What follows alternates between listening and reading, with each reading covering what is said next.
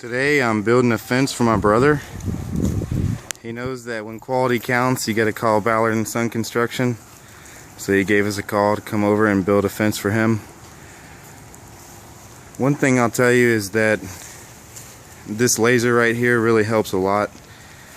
Mark these posts all level with a benchmark from that laser, measure up from there, and I'll be able to cut them all even. Second thing that comes into play is this 10 1/4 inch circular saw right here.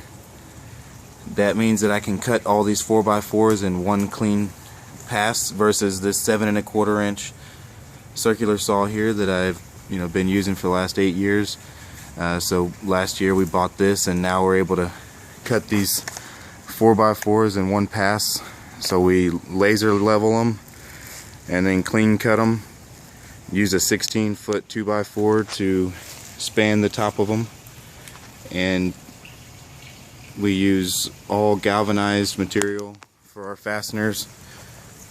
Right here we got our ring shanks. I want to tell you a little bit about our material. We order our material from Kima Hardware. Let me show you something. This says end use ground contact, nature wood. Okay, all this material is ground contact rated. A lot of material can be treated, but it's not all ground contact treated.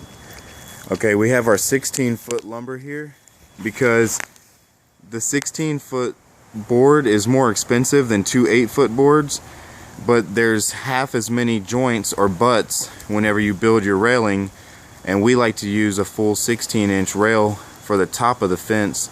That way you have less of a chance of the fence bowing or twisting over the years.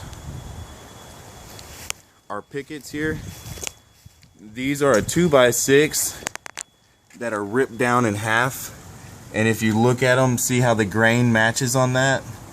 So that'll show you what I'm talking about here. These are thick like a deck board, and they're not going to twist and warp on you. So when you're doing a comparison on what you're paying for versus what you're getting, sometimes you can definitely be fooled. We drive, what I'll show you real quick is a 10-inch lumber lock into the bottom of the post, and that will make sure that the posts do not slip out of the concrete. And of course we use a full 8-foot post with our holes 24 inches deep, so we're using about 2 bags of concrete per hole, which is 160 pounds. So you definitely have a lot more of a foundation. That's what's going to keep that fence lasting for 20 years, is this material and the extra care that we take whenever we install your posts. So keep that in mind whenever you're getting those quotes this summer. Another thing is that we dig a wide hole so that you have a full 4 inches all the way around the post.